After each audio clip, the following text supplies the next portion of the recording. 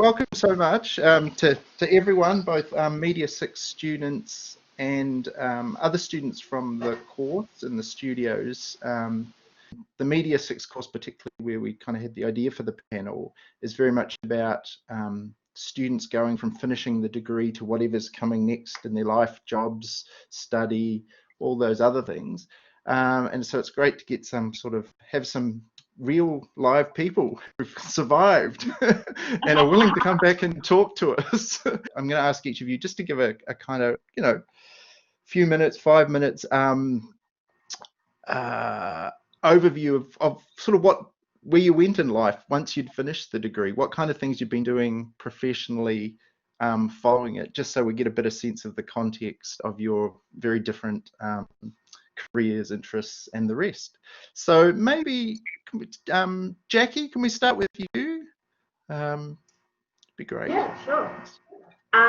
So I'm Jackie, graduated in 2015. I'm currently working in sort of like the government community legal sector, and I'm their media person. So I guess I'm representing more of the sort of corporate or white collar side of media production, which is like a huge industry in itself.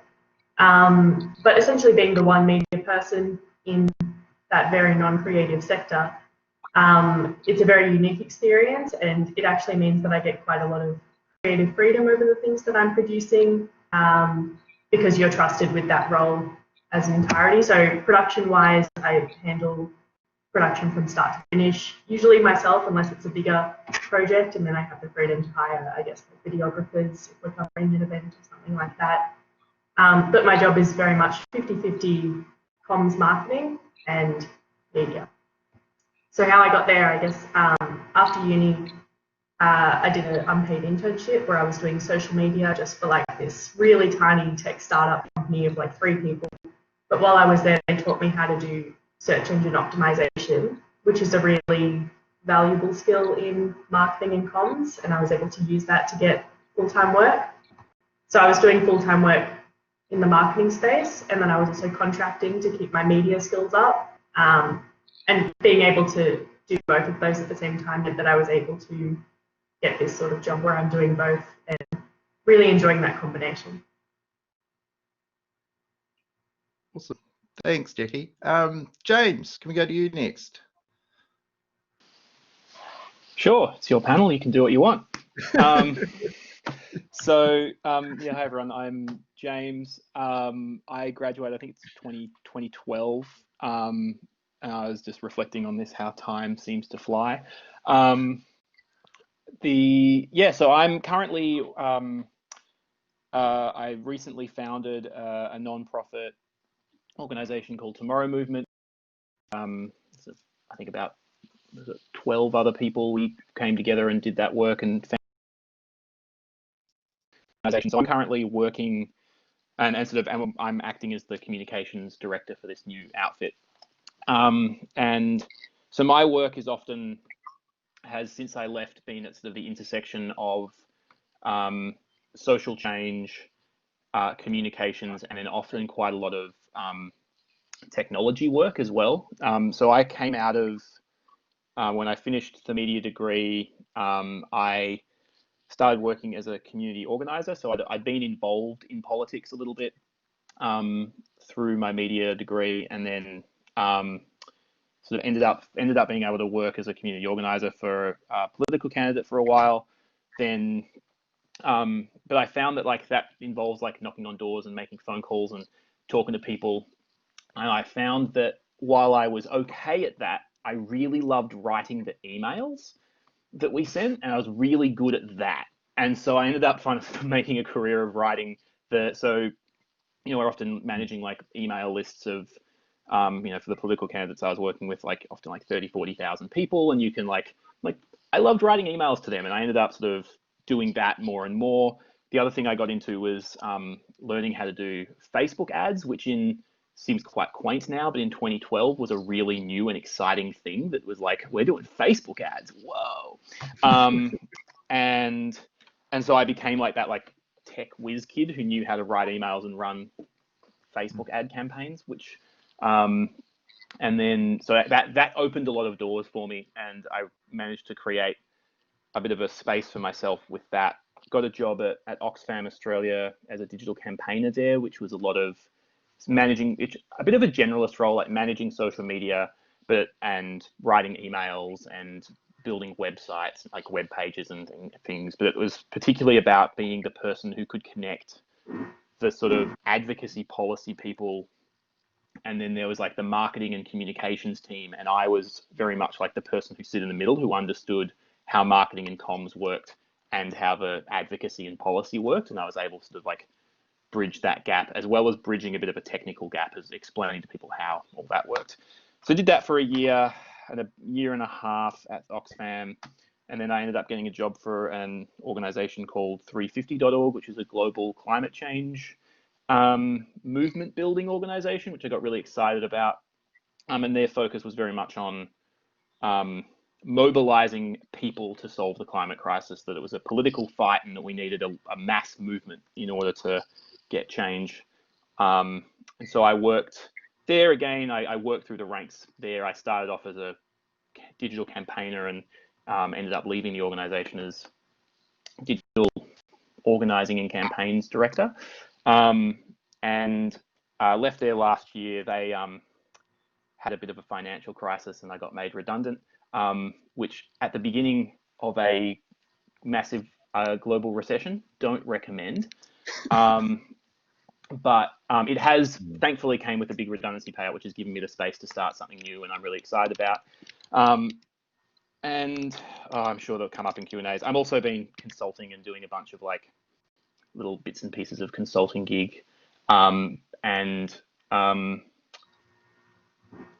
Facebook ads.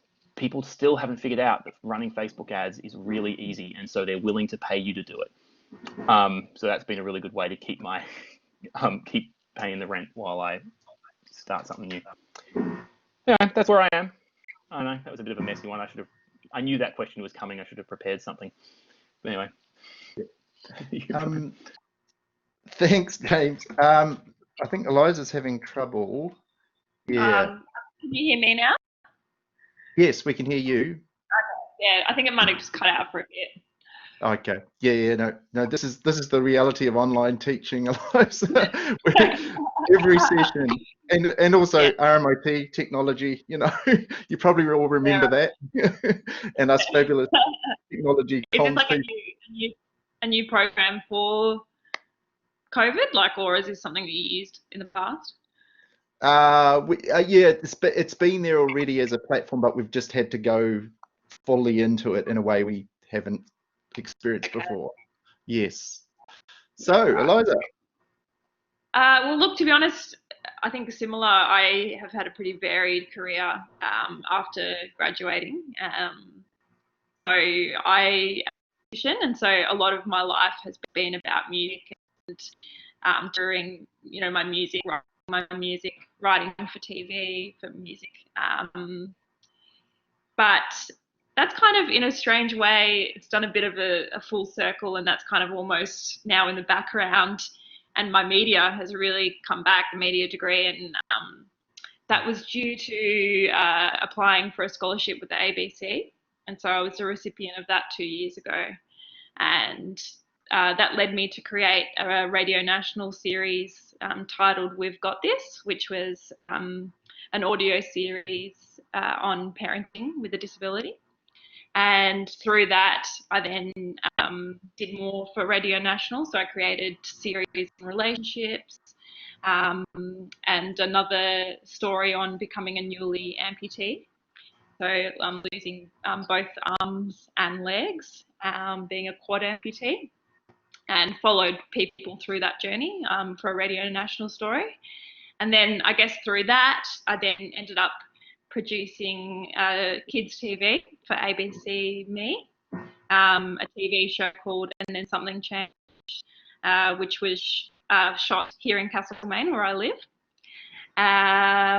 So it's kind of odd that has now become more of my life, that media kind of lifestyle. And then through that, I'm now just recently got a book deal to write a book on that very series, We've Got This, which is again on parenting with a disability. And so that's going to be published through Black Ink, which is through Penguin, and coming out in 2022.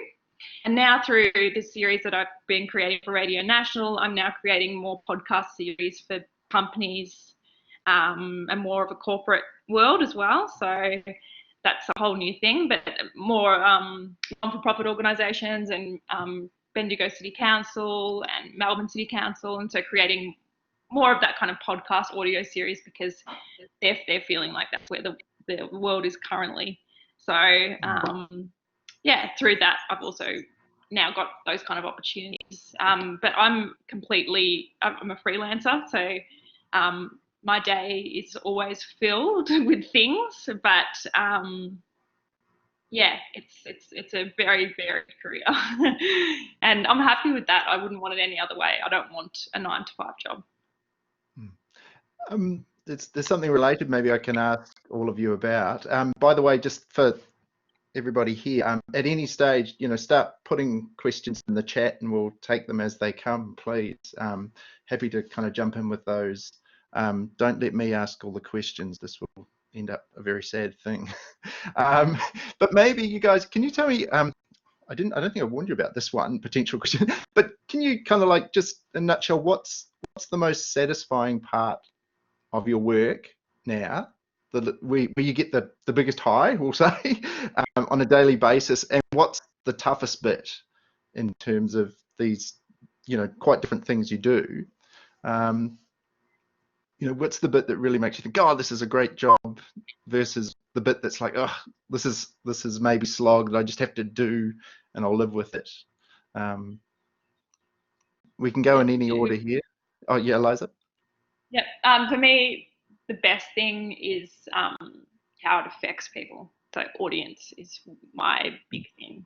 So getting that reaction with the TV content I create and the audio content that I create with the ABCs, just the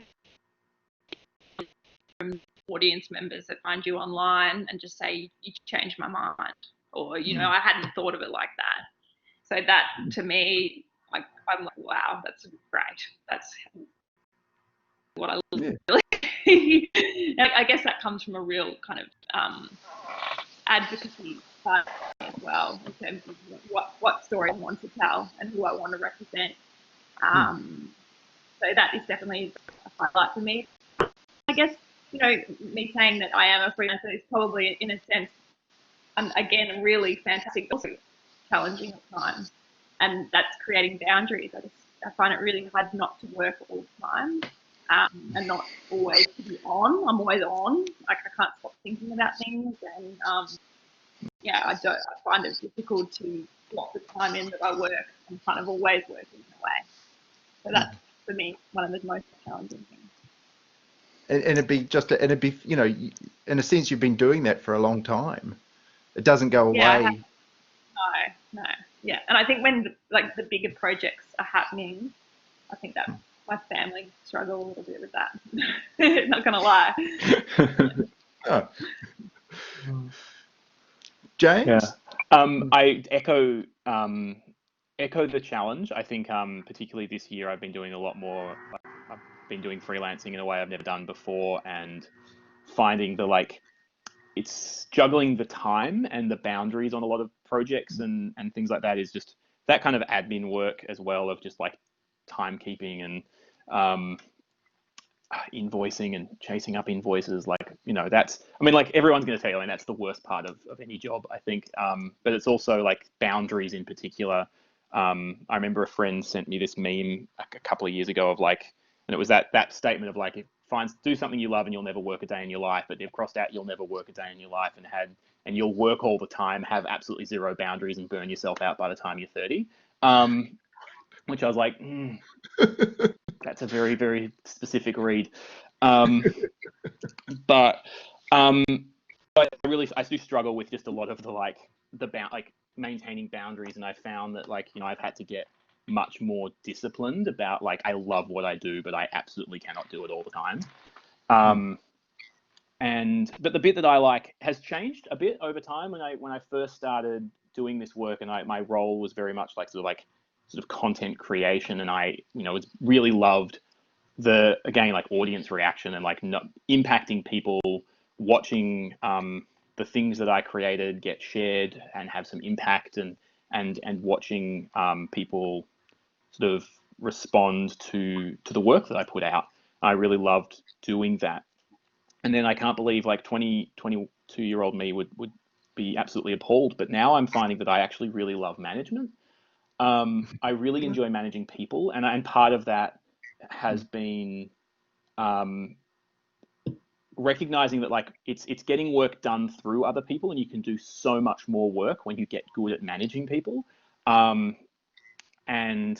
that watching the growth of people and supporting their journey, and just being able to like scale your impact. I've been getting an enormous amount of satisfaction from like team building and coaching and all of those things. So that's like, it's sort of weird. I never expected I'd arrive at this place, but that's something that I at the moment find an enormous amount of joy in. It's also, immensely challenging because people are complicated and annoying, but they are also wonderful and do wonderful things, and I love working with them. So, and COVID's obviously made teamwork very, very difficult. It's probably, I'm recognizing it's the thing that I miss the most in this moment, is like, being able to like a close-knit team.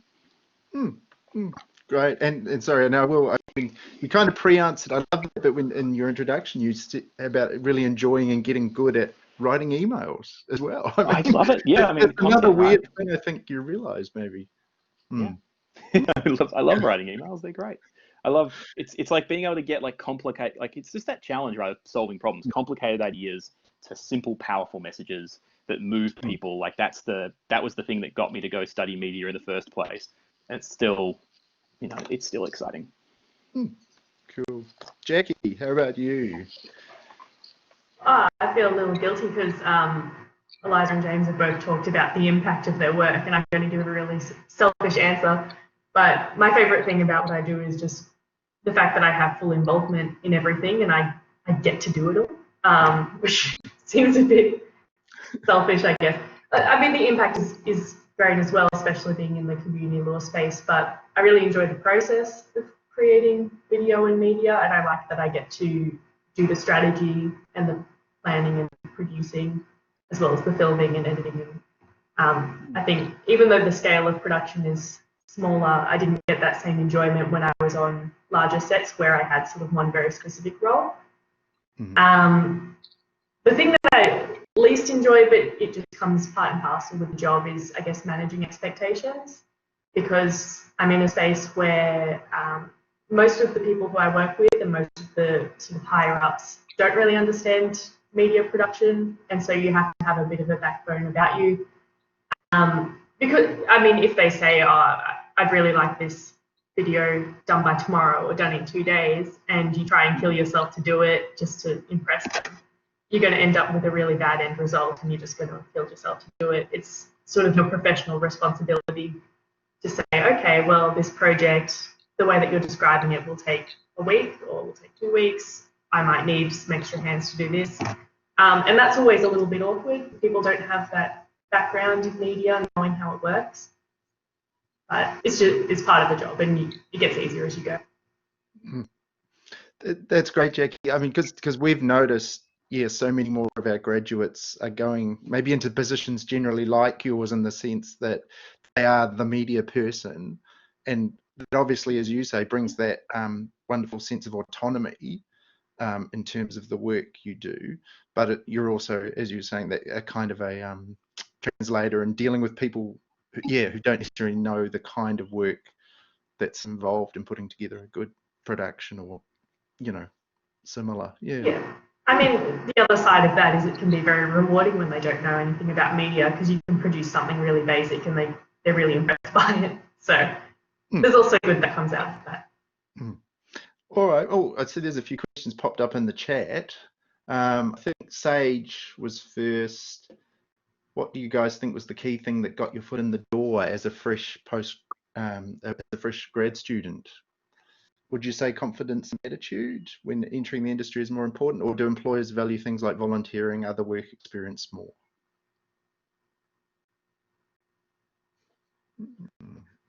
It's tough because I think even if you do have a lot of experience, if you need to be able to interview well, which is kind of a shame that like sometimes the most experienced person isn't able to interview well. I think if you have the skill to be able to talk yourself up in that situation, then it really helps. But definitely don't sell yourself short on the volunteering that you do, and even if you're just producing things as a hobby. I've actually looked through applications when I've been getting people to help on my productions, and a lot of them won't include things that like I would hope that I would include. So if I was finding people like through you guys from this course, for example, I want to hear about the coursework that people are doing, because it's work. Just because it's not in a professional setting, you know, it's stuff that you're producing and it shows me your skills. So literally anything that you can get your hands on and know how to talk it up, I guess. Mm-hmm. Yeah, just on Sage's question, I think both of those actually. That so confidence and attitude. I mean, yes, that for me, life really started happening when I was myself, which sounds a little cheesy, but it really the moment that I was like accepted who I was, and then realized that actually if I am myself, that's okay, you know, because for me, I have a disability. So, yeah, I mean, at RMIT, I don't even know if I ever spoke about it.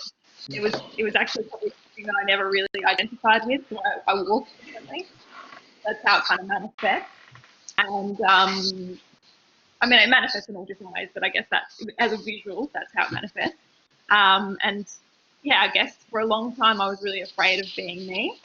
And then the moment that I realized that actually being me is okay, that was when all these doors started opening up, and all, you know, Radio National started happening, and ABC, and being a writer now for a Netflix series.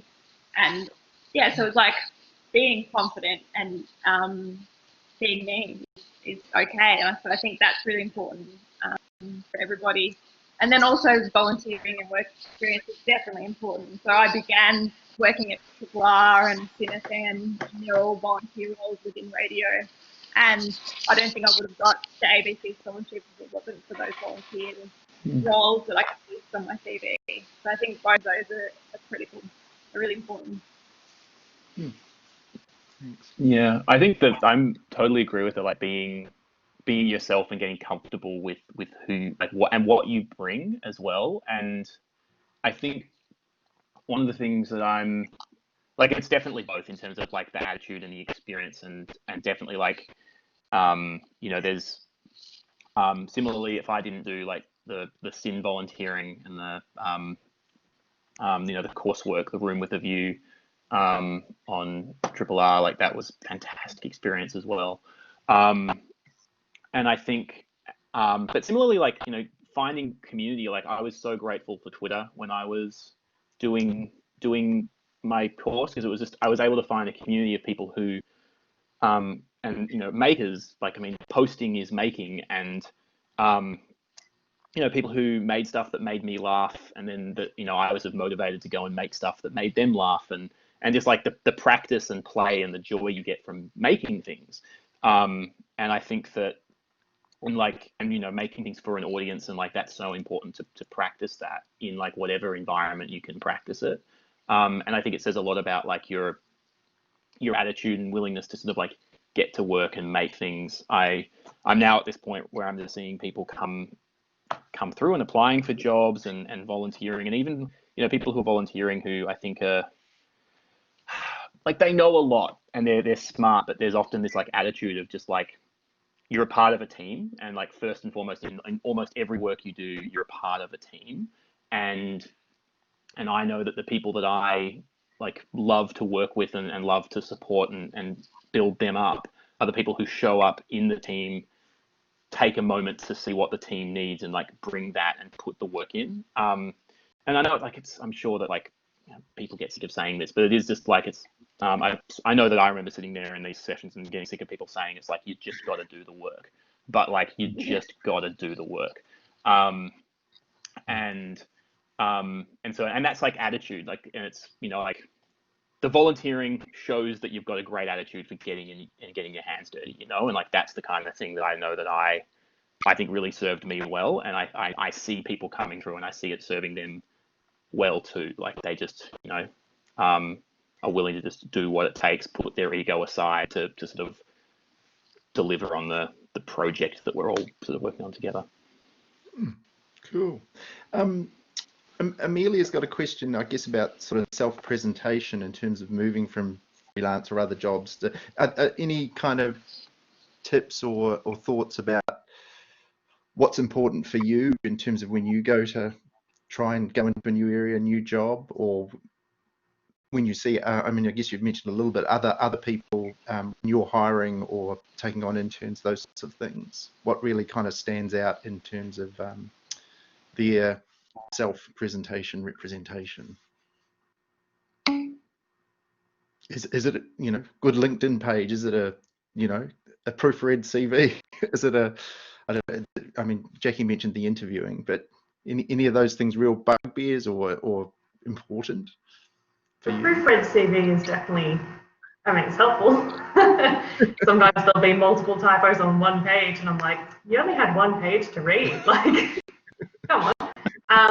I think being able to show evidence of the skills that you're displaying is something that gets overlooked more often than I would have expected. If you say that you did this project, you know, hopefully it's uploaded somewhere and I can have a look at it, or you could at least talk me through sort of the process and specifically what your role was and your contribution. I think it comes back to, we all said how important it is to know yourself and not be afraid to put that forward and sort of sell yourself. I think creatives maybe have a tendency to be a bit too humble and maybe don't want to talk about their, you know, experience and their skills as much. They don't want to be that sort of like slimy used car salesman type. But definitely sell yourself. You have so much skill, and there's ways to evidence that through writing if you don't have a video uploaded somewhere, or if you're doing the more marketing comms thing, if you can get some stats, like if you're doing Facebook ads and you can get some stats on, you know, this is how many people it reached, chuck that in your resume and it gives some evidence to that, as opposed to just listing, I did Facebook ads.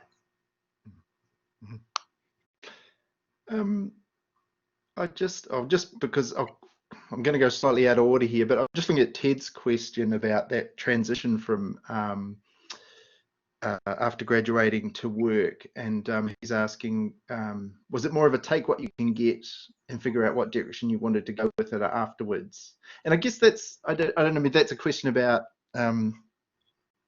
is it often a leap of faith in terms of, you know, taking on work and seeing what's good about it and deciding whether to stay, or how have you guys kind of found that, in the sense of remembering back when you started certain kinds of jobs, or, you know, freelance jobs, or, you know, more continuing kind of roles?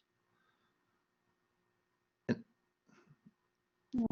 that's a tricky one. Yeah, look, yeah, I think it is a bit of both. But like, for instance, the last couple of years I've been in radio, and I've also been in TV. And TV, I realise TV is just not for me. It's too full on. I produced TV recently, as I said, for ABC Kids, and it was just so much work. Like, you just had to be on all the time, and yeah, I just realised it was just too stressful. It's just too quick. It's both slow and quick in a way. You're working really quickly, but for a really low outcome, in a sense. So yeah, for me, I think I realised that I didn't want to do that, but I think it's worth trying things. So it's worth giving it a go. And I think media, when you come out of that degree, I just saw recently just a comment saying, you know, is it okay that you don't know what you want to do? And I think, yes, it's definitely okay. I didn't know what I wanted to do after it. And it's because it's so varied. There is so much you can do with the degree. You come out knowing so much and feeling like, where do I go? What do I do? And it's okay to feel that. And it just takes time. It takes time to know yourself as a person and also what you want to do with your life. And it's okay to dabble in different mediums and just go and try and give it a go and get as much experience as you can. Work really hard, and you'll find your way. And I guess I've realised through all of that audio storytelling is really where I want to go, and also writing is really where I want to go. And it's taken a huge amount of time and different jobs to realise that, and that's okay. Maybe connected to that, I'm going to sort of paraphrase Ryan's question, and Ryan, come back at me if this is not really what you're asking. But again, going back to that moment when you were sort of making that transition out of being a student into, the media professional practitioner of whatever nature. I mean, yes, letting yourself totally find what it is you want to do, and maybe that's still happening in a sense, but is there anything you kind of wish you did more of, or spent more time of in terms of skills back at that kind of moment of transitioning out of study? Is there any kind of, it would have helped me in that discovery part if I'd done more of this, or I'd given more time to something? That sounds very vague as I say it, sorry, I realise that, so if this could be, feel free to kind of treat it as a what? Do you mean, sorry, at the end of, you mean while you're still doing the course, or Yeah, when you leave the course? Yeah. As the kind of realisation that you would no longer be at uni very soon loomed on the horizon. Do you want to answer that, or sorry? I also just want to I was jump back to also I guess I can lump in an answer for Lee as well. That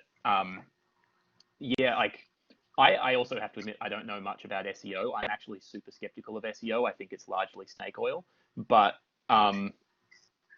also learn it. There's no harm in learning it.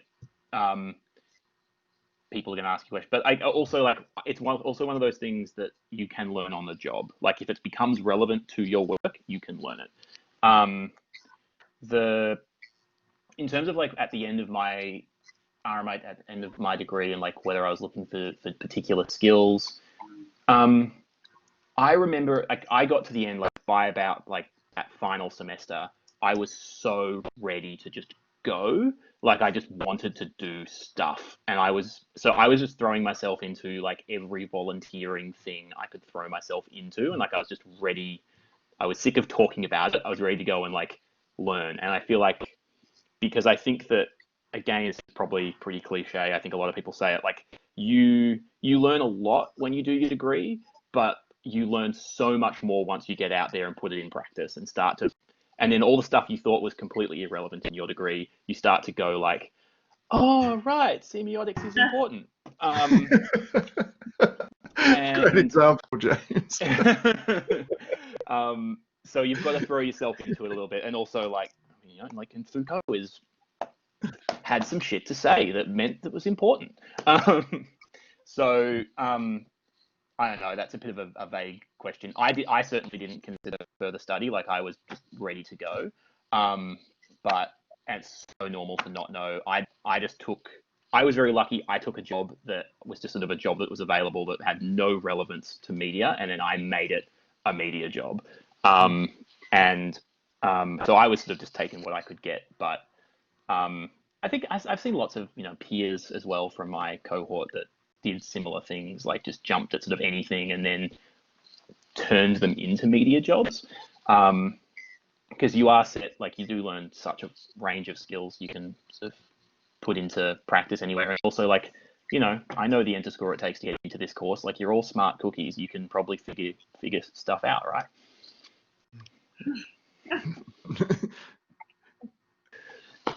Nicely said. So Jackie, anything you want to throw in there, or you? I guess just reiterating what James was saying, because he was saying that he had sort of really jumped into it right at the end of the degree, and I would recommend that people do that. That's something that I didn't really do while I was in the degree. I sort of waited until I graduated, and then I was like, oh man, I need a job now. But while you're in the degree, if you have the ability to take on internships or little jobs here and there, it's really valuable having the tutors there to support you through those jobs and learning that stuff. Because you do most of your learning on the job, and a lot of the times you can be thrown into the deep end, and it's really good to have that support while you're in the degree. Yeah.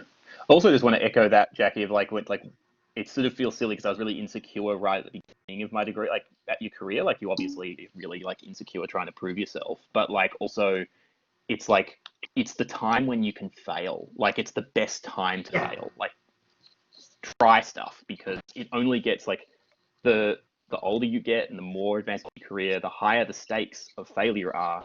And so like now is the time to like just be a dumb undergrad and go and like fail. Like it's the time. Yeah, absolutely. Yes. Rachel asks, do you still, because you mentioned this in passing, James, do you still use those, or find yourself in those networks of peers from the degree, in contact with those people or working with any of them, or is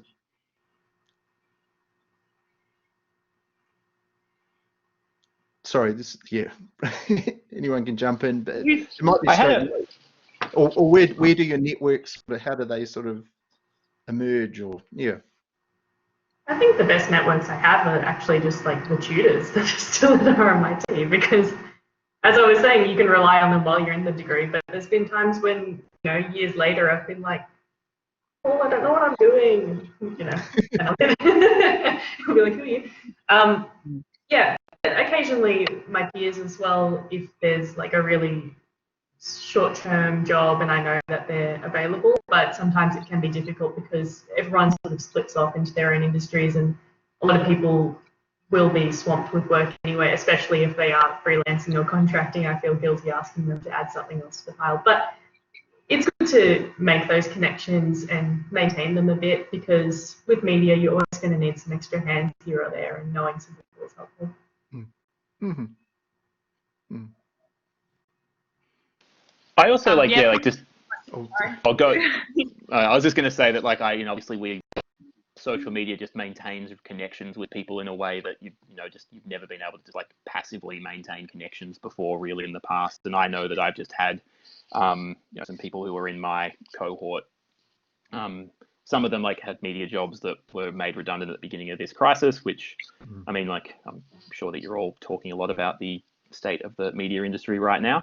And just like being able to reach out to them and just see what they're doing next. And, we've had a couple of like serendipitous connections with people in the degree, like another member of my cohort, Peter Yacano, I ran into him at a thing and we talked about climate change, and I was talking to him about like just transitions in coal. And then he went and made a documentary about the Latrobe Valley and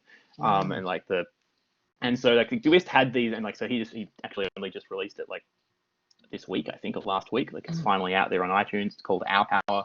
It's a really good doco. But yeah, that I sort of like set him off on that path and introduced him to people, and then he made a doco out of it. Like you just have these like little serendipitous connections because of those Facebook connections, I guess. So keep each other on social media. These connections could become useful in ways that you just haven't quite imagined yet. That's that one bit of that kind of theory about. I can't quite remember where it comes from. That the idea that those weak ties, the so-called weak ties, are the ones that really deliver in terms of employment and that and other stuff over the long term. So yes, even though we are very aware about the evils of Facebook and the rest, it's like, oh, it does this great stuff, doesn't it? Yes, Eliza. Sorry, what were you going to say? Is it? Absolutely. I draw on contacts within the course students.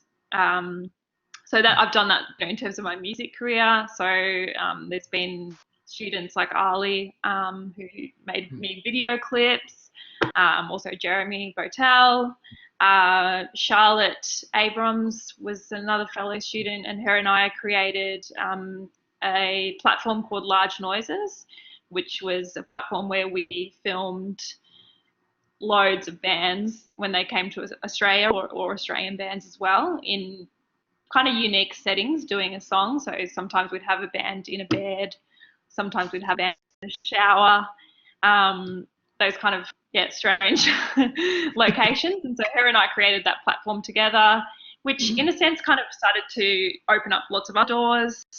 And also I've drawn on tutors like Kyla, who I've sent some of my audio to and said, what do you think about this, before I've sent it to the producers. And so yeah, definitely drawn on students and tutors. Right. I'm just noticing the time. So if anybody's got any final questions, now's the time to get them up there. Have we missed any? Remind me if we've just missed any in the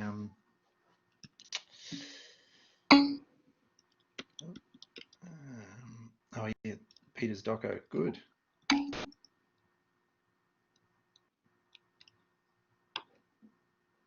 Oh, this is a real multitasking stretch. I'm doing this. Sorry. Okay. Well, we might wind it up. I think we've covered most of the questions that come in. Is there any last thing from each of you, just that you'd in reflecting, or just about coming along today, that you thought, I wouldn't mind hearing that if that was me back then, sort of thing? This is like total time travel riff kind of stuff. Be interesting to hear about that, or that's something to think about that you never thought about as being a part of your post-degree life, good or bad. I think, just finally for me, listen more. I think I was doing, I guess I just sometimes just didn't listen enough, and I wish that I had have done that. I really wish that I had have drawn on those. You guys are so experienced as teachers, so I just wish that I probably had have listened a lot more and asked more questions at the time, and drawn on that wealth of experience. I also wish that I had have checked my work.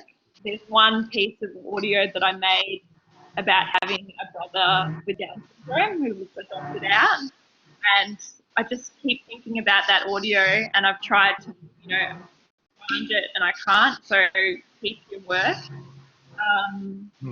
and yeah, go out there and just work hard and try new things, and be yourself and be bold, and go for it. Really, just try and get as much experience as possible. Thanks, Eliza. I love the be yourself and digital backups. It's great. It's the whole range, and it's so true. I love thinking about that work that I did, and it's annoying that I can't find it. Yeah. Becky. Yeah, I think be open to different opportunities. I never knew that I enjoyed marketing until I ended up in marketing after uni, and I was like, wow, this is my jam. But the only reason I ended up in that internship is because I was finding it so hard to get the job that I thought I was supposed to get, which was, I guess, like a production assistant thing. So and now I'm in a media role. So it's not as linear as maybe you might think it is, and don't dismiss opportunities or feel like you're stagnating just because you're not in the role that you think will take you where you need to go. There's, so many, your path is like this. So you'll end up where you need to be. Don't stress too much about it. Yeah. Gonna be all right. James. Yeah. I don't know. I feel like I think I've had a chance to say most of what I wanted to say. I'd say that, I guess the one thing that, as I was preparing to kind of come on this, and one thing that I just kept thinking about was the sort of state of the world is something that obviously I spend time thinking about, and I think it'd be sort of feels like the elephant in the room thinking about graduating in this moment, right? Like it is a global recession. It's going to be an incredibly terrible moment. And I think that looking at the state of the media in Australia and that it's been, like creative media and like lots of different media in Australia has been supported by government and like wouldn't exist without government support. Like it's just not a very big media market. We know that government support's been essential to media production in Australia since forever. And we're in this moment of massive austerity in sort of how we're going to respond to this crisis and big government cuts. We watch like, and just like the prioritizing of like business interests, which are, putting sort of like, lobbying for like what's the Australian content quotas to be lowered and private, like we're watching now, like the government give $10 million to Foxtel instead of like funding the ABC properly.